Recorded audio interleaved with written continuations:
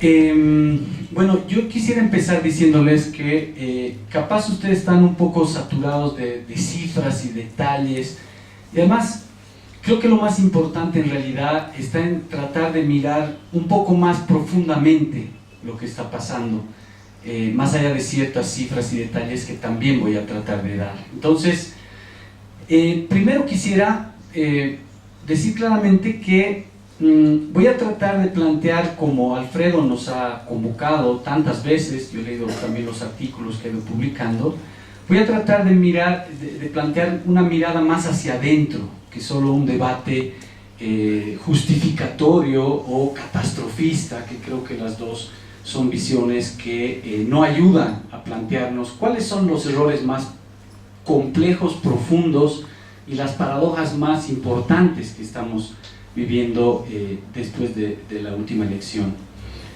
Yo quisiera empezar planteándoles claramente que a mí me parece que primero la idea de que solamente se ha puesto en juego los liderazgos locales en esta elección, se puede decir que al menos es una visión limitada, ¿no?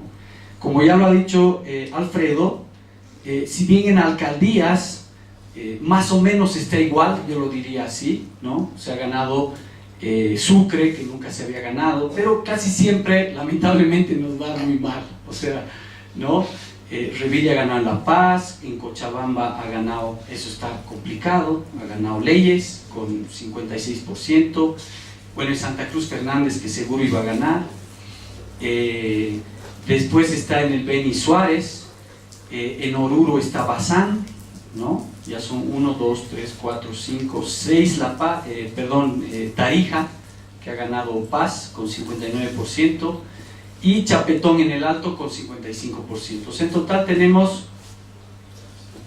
7 alcaldías de las más importantes que lamentablemente se han perdido, y está el tema, bueno, 8 Ribeiro, pero está por verse qué es lo que va a pasar, ¿no? En esta definición, porque está muy cerca, 47-46. Bueno, en general yo diría, eso más o menos se ha mantenido, pero eso también es un síntoma que hay que pensar. ¿Por qué no podemos generar liderazgos que logren tener capacidad de control territorial y de disputa del poder local, especialmente en las alcaldías? A nivel de gobernaciones, si bien solamente se han perdido 3, que son La Paz, Santa Cruz y Tarija, yo creo que, como lo ha dicho Alfredo, es un tema muy complicado haber perdido la gobernación de La Paz, ¿no? Ha ganado Félix Pazzi con 52% y muy lejos está con 29% la compañera Felipa Huanca. Bueno, Santa Cruz era seguro que se perdía, pero incluso está con 59%, ¿no? Oliva en Tarija, y bueno, está por verse qué es lo que va a pasar en la gobernación del Beni y de Chuquisaca, ¿no? Si bien se ha ganado en el Beni con 39% frente a 27%, bueno, ahí hay que ver cómo se define. Chuquisaca también está, ya lo he planteado.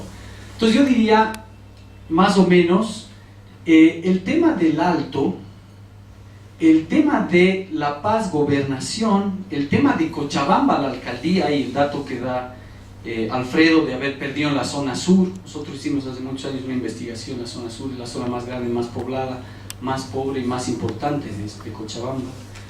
Y la alcaldía del Alto, no sé si ya lo he dicho, el Alto, La Paz, Cochabamba. Y yo quisiera sumar a esto el síntoma que yo ya veía en la anterior elección, de que en Potosí, en la ciudad, habíamos perdido, y en La Paz, Oruro, habíamos perdido 10 puntos de los votos duros. Yo fui a exponer a la Argentina, me acuerdo, y claro, decía, hemos bajado de 70 y pico, creo, a 60 y pico, y los argentinos dicen, sí, Jorge, pero no seas tan fatalista, o sea, igual ganar por 60 y pico es bastante. Pero si uno hace un análisis un poco más profundo, ese era un síntoma. Hemos perdido 10 puntos de los votos duros en La Paz en la anterior elección. incluso con la imagen del presidente Evo Morales, etc. Entonces, yo creo que aquí está pasando una cuestión que ya quisiera empezar a discutir más a fondo, en términos ya no tanto de números. Yo diría, en términos de alcaldías, se mantiene más o menos igual, pero eso es complicado, porque más o menos igual quiere decir medio malo, o sea, ¿no? No logramos generar, bueno, Revilla gana en La Paz, Leyes gana en Cochabamba, Fernández en Santa Cruz, en el Beni Suárez, en Oruro Bazán, en La Paz, en Tarija Paz y en el Alto Chapeto. Y está y Gatti Ribeiro en Pando. Yo diría que este es un problema paradójicamente que desde mi punto de vista lo arrastramos desde el primer momento de constitución del proceso de cambio. Yo diría desde el 2005 al 2008 habían síntomas de lo que está pasando, pero desde el 2008 hasta ahora síntomas mucho más profundos de lo que está pasando. ¿Y qué creo yo que es lo que está pasando? Con todo lo que podría equivocarme, y capaz sería interesante hacer el debate, yo creo que está pasando lo que generalmente ocurre cuando tenemos procesos progresivos, transformadores, que se llegan a la ocupación del Estado. Tenemos un problema muy complicado cuando se ocupa el Estado. Se vacían las organizaciones, los dirigentes generalmente están casi todo el tiempo discutiendo problemas vinculados a la construcción de aparatos electorales, de maquinarias electorales. Se está priorizando generalmente, no digo siempre, pero generalmente las candidaturas. Eso empieza a provocar que muchas veces lo que se hace es construcción de proyectos personales, ¿no? Construcción de capitales políticos y capitales simbólicos que están apostando todo el tiempo a retroalimentar ese tipo de construcción. Yo lo diría en términos de Zavaleta, la única manera de construir unidad de las clases subalternas es en la ocupación del Estado. Esa es una visión gramsciana, un marxista italiano que nunca publicó ningún libro, pero después salieron todos sus libros de unos cuadernos de la cárcel. Pero paradójicamente, cuando se ocupa el Estado para tratar de ahí construir unidad, que es muy complicado, les doy solo el ejemplo de lo indígena originario campesino. Fue una invención política en el buen sentido de la palabra para generar unificación en la Asamblea Constituyente, tratar de articularnos, hacer un bloque. Ya era bastante difícil unificar el bloque indígena, que eran Conamax, Idobo, etcétera, con el MAS estrictamente en la Constituyente. Y poco a poco esos procesos nos empiezan a sobrepasar a todos. Este es el problema fundamental. Es como diría Engels, en la visión revolucionaria del mundo, no existe espacio para vacas sagradas. Todo lo que existe merece perecer, ¿no? Hay otra frasecita muy bonita ahí que dice: todo lo que existe merece perecer. No hay espacio para vacas sagradas. Lo que ayer fue necesario, hoy es un estorbo. Bueno, tratemos de aplicarlo a nuestro proceso 10 años después. ¿Qué cosas se han convertido en un estorbo? ¿Qué cosas se han convertido en un problema? Y yo diría que en esta visión, el gran tema que hemos ido viviendo es justamente no poder desde el principio. Yo diferenciaba 2005-2008 porque tenemos un momento de definición de fuerzas, pero del 2008 hasta ahora muchos teníamos la esperanza de que desapareciendo los sectores más conservadores se podía intentar construir una perspectiva que aglutinara de forma mucho más clara un polo más transformador, amplio, no solamente marxistas, una izquierda abierta, pero un polo articulador que logre plantearse las cuestiones más allá simplemente de recuperar excedente, redistribuirlo, plantearse la ampliación de la frontera agrícola, hacer alianza con los agroindustriales cruceños. Y está todo el tiempo en esas dos grandes cuestiones clave que yo creo que han definido el dilema en el que nos encontramos ahora. Por un lado, la construcción de un pragmatismo vinculado a priorizar casi todo el tiempo las maquinarias electorales, convocar a la gente solo para elecciones o casi exclusivamente para elecciones, construcción de liderazgos, pero a partir simplemente de proyectos de administración, si bien en procesos de cambio, pero de administración y de regulación de una sociedad que básicamente en ciertos aspectos no se ha podido transformar profundamente. Estamos viviendo un proceso, yo le llamo de parcial revolución política, pero lamentablemente ya no nos estamos acercando a un proceso de revolución social. Estrictamente, ¿cómo se define una revolución política? Grandes transformaciones en el aparato del Estado y ocupación de sectores subalternos, obreros, campesinos en los aparatos del Estado. Entonces, yo diría, es por eso, porque mucha gente dice, sí, pero ¿por qué hemos tenido tan malos candidatos que han perdido? Yo digo, la pregunta no es solo por qué hemos tenido malos candidatos que han perdido, sino ¿por qué se ha dado esa decisión? ¿Cómo se ha dado esa decisión? ¿Quiénes han decidido? ¿Por qué no hemos visto síntomas? Yo planteo ahí una hipótesis.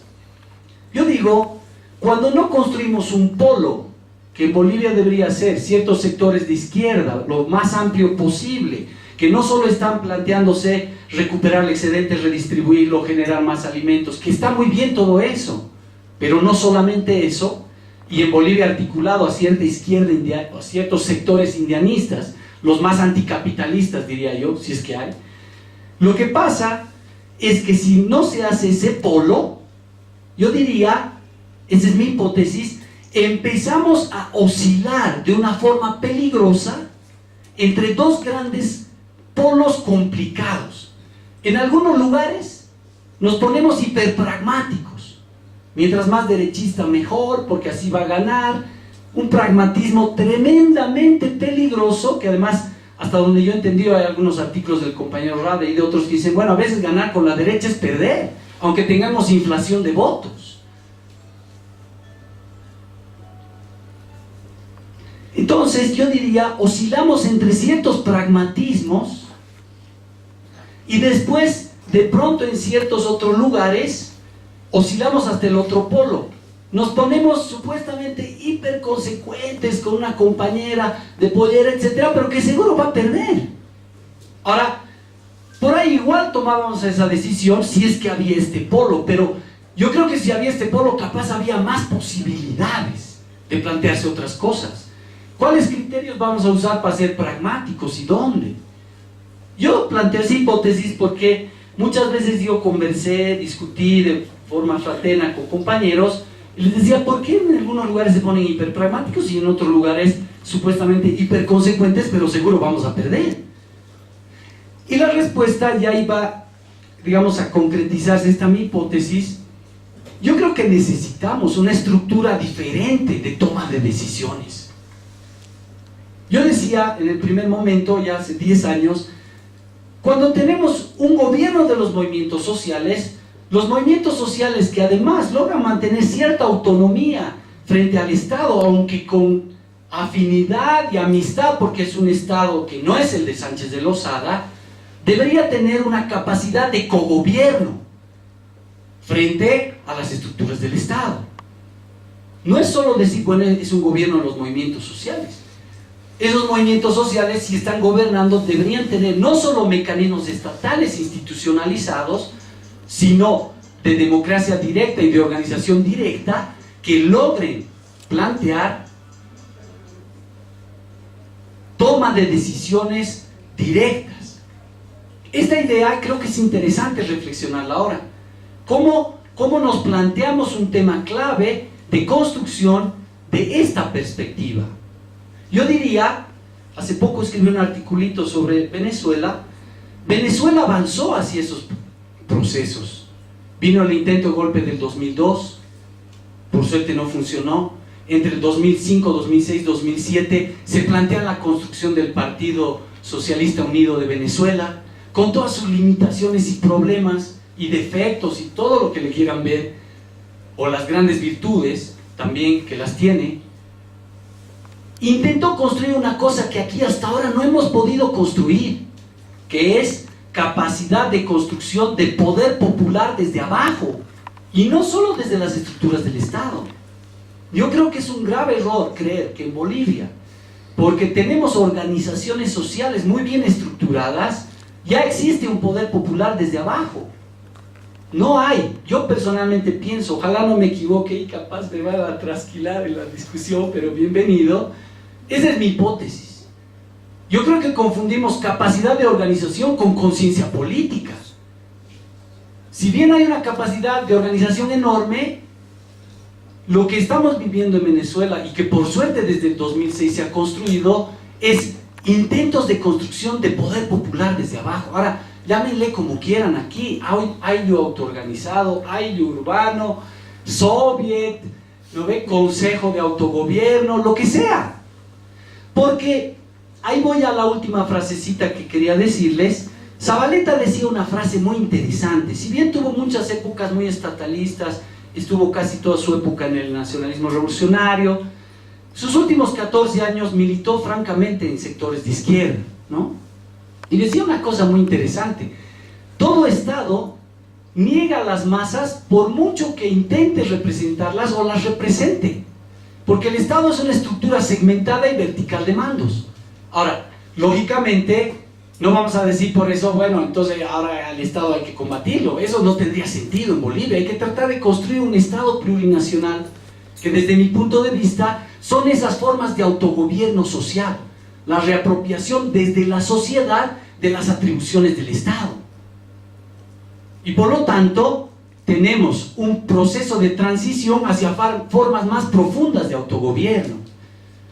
Entonces, ya voy acabando, discúlpeme, capaz me he alargado un poco, pero mi hipótesis es: oscilamos entre posiciones demasiado pragmáticas a veces, o demasiado, digamos así, ancladas en una supuesta consecuencia con ciertos principios, cuando seguro vamos a perder. ¿Y por qué no logramos tener un equilibrio en estas cosas? Igual podríamos equivocarnos si se conforma ese polo, pero tendríamos más capacidades de plantearnos otra cosa. Yo creo que 6 o 7 personas van decidiendo las cosas. No hemos conformado lo que en Venezuela sería el equivalente al PCV. No tenemos capacidad de mandatos desde la sociedad, o lo tenemos parcialmente reducido por este proceso de interlocución y rupturas entre el movimiento y el Estado, entre que el Estado ejerce relaciones de tutelaje y subordinación sobre las organizaciones, que no es lo mismo que clientelismo y prebendalismo, ¿no? Ahí tengo yo mis grandes debates con queridos compañeros como Raúl Pradita y el Luis Tapia, ¿no? Que los quiero mucho, y muchos de sus argumentaciones son muy interesantes, pero sus conclusiones son muy locas, ¿no?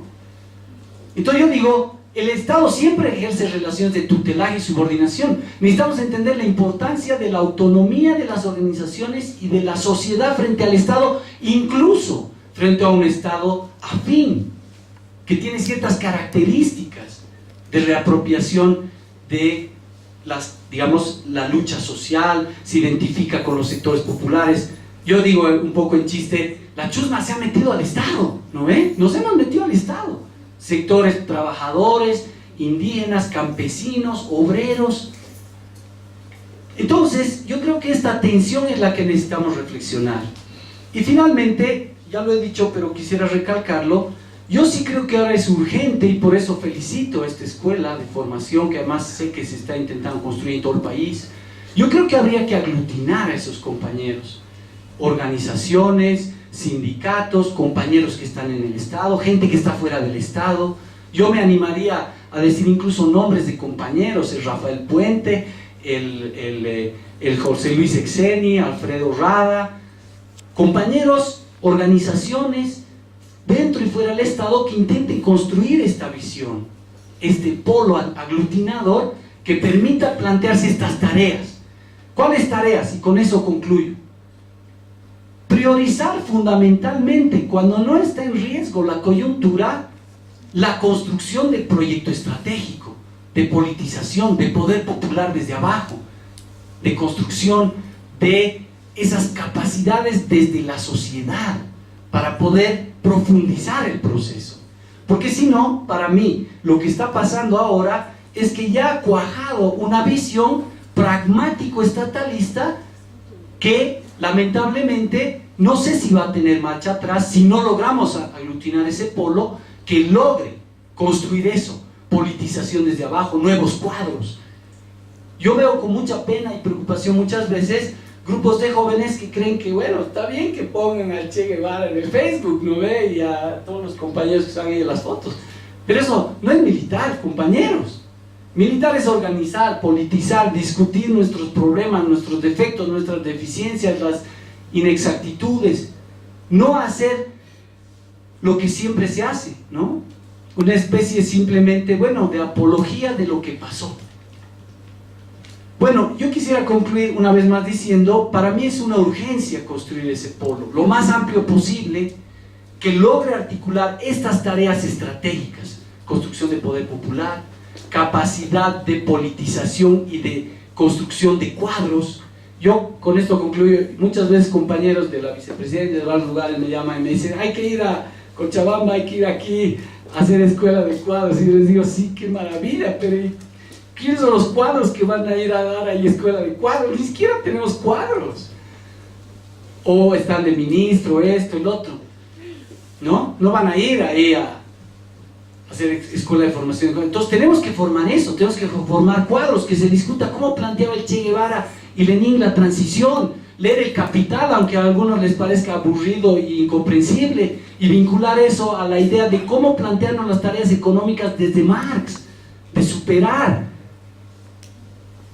esta visión pragmática de simplemente recuperar excedentes, redistribuirlo, hacer alianza con la agroindustria cruceña, expandir la frontera agrícola, etcétera, etcétera, etcétera. Bueno, compañeros, espero que les haya servido y espero que haya sido claro lo que les he planteado. Les agradezco mucho, compañeros.